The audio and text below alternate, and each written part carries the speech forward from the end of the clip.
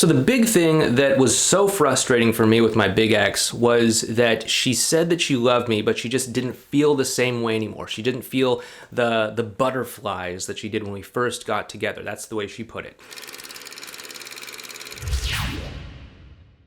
Hey there, it's Clay with modernlove.life, and like I've been going through for the past couple videos, I've been re-examining my first breakup with my big ex from this old journal that I found. One of the things that was really frustrating was that she said she just didn't feel the same way anymore. Now, you know, me and my big ex, we had gotten together in high school. We were high school sweethearts.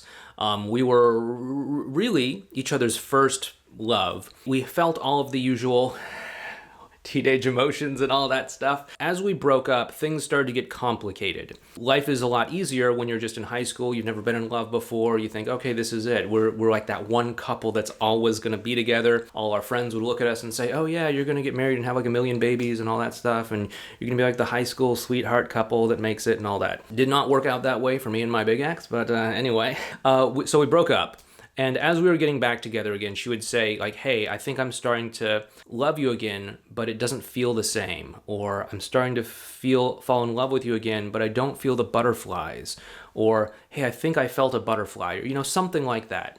And so there is this different type of love and experience that you may go through during this process, and it's fine, it's totally normal. And you know, there's different explanations for it. Like, for example, people say that there's a certain chemical that your brain releases when you fall in love with someone that keeps you bonded and connected to that person for, you know, a couple years. Like, just so happens to be long enough to get together, conceive a child, and stick together until that child is a few years old and able to take care of itself.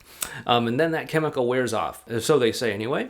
Again, I'm not a scientist. I don't know anything about that, but that's what I've heard. There's also, of course, this complex thing where people can sometimes mistake the feeling of anxiety that you get when someone is behaving in an erratic sort of way, or when you're not sure what's going to happen, or something along those lines, for love, when really it's just anxiety. This is how people often end up in, you know, emotionally unavailable dynamics. They have some sort of emotionally unavailable person that keeps them guessing and on their toes and all of that, and they mistake this feeling of insecurity and anxiety, and is he going to stay? Is he going to disappear again? Am I good enough? Am I not good enough? They mistake that feeling for love when really it's just anxiety. When your ex doesn't feel the same way about you again, it could be because maybe some of these things are at play. Maybe the two of you have been long enough for some sort of chemical to wear off. I suggest you look at something a little bit more emotional connection centered than just like, okay, we just need to inject each other with more chemicals and then we'll fall in love and stay together again. Additionally, you know, when it comes to the whole anxiety and emotional unavailability thing,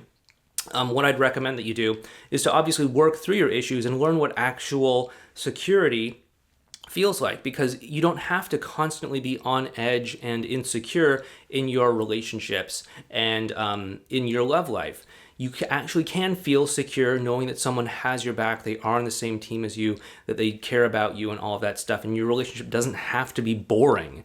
You don't have to spice it up with like bizarre, I mean, you can if you want to, for sure. But you don't have to spice it up with all of this like bizarre intrigue and like, oh my goodness, I'm going to pretend to cheat on you and all that stuff, unless you really want to. Unless that's what both of you just agree that you want to do. You can have this great, securely connected relationship with one another, but it's going to probably feel a little bit different.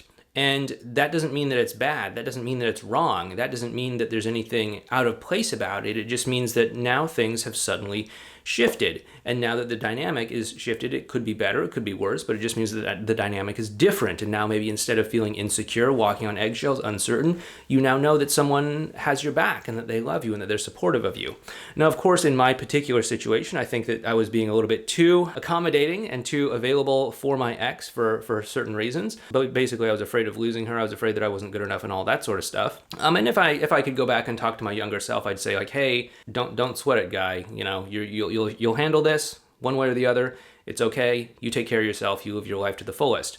And if she comes with you, awesome. If she doesn't, then like no worries. This is a long life, and even if you don't work out with her, you know, you're still 21 years old. You'll be able to handle this, and there will be other people that fall in love with you. You know, your ex may not feel the same way as you. That's fine. That's normal. That's because the dynamic is probably shifting. If you don't like the dynamic, of course, there's something else that you could do. You could always shift the dynamic, agree to something else, and all that sort of stuff. But if they do enjoy spending time with you, then just let that happen. Just let things happen organically between the two of you, and let the dynamic and the connection sort of arise in the way that it is, as long as you are showing up as the best version of yourself, as long as you are showing up aligned with the person that you want to be and living the relationship that you want to live as that person. If your ex is the right person for you, they will want to come closer to you and they'll want to commit to you. If they are not the right person for you, they'll eliminate themselves from the equation and say, hey, you know what? I need more butterflies. I need to feel anxious more often. I need to feel insecure more often. I need to move on every couple years so I can get a new injection of some brain chemical in my head or something like that. And that's fine. That's their choice to make. But is that the choice that you need to make? Not necessarily. Bring yourself into alignment with a healthy relationship and you'll make the right choices. You'll naturally draw the right people to you.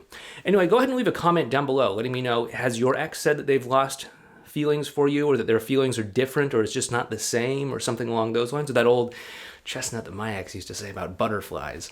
Anyway, go ahead and leave a comment down below letting me know what you think, and I'll talk to you next time.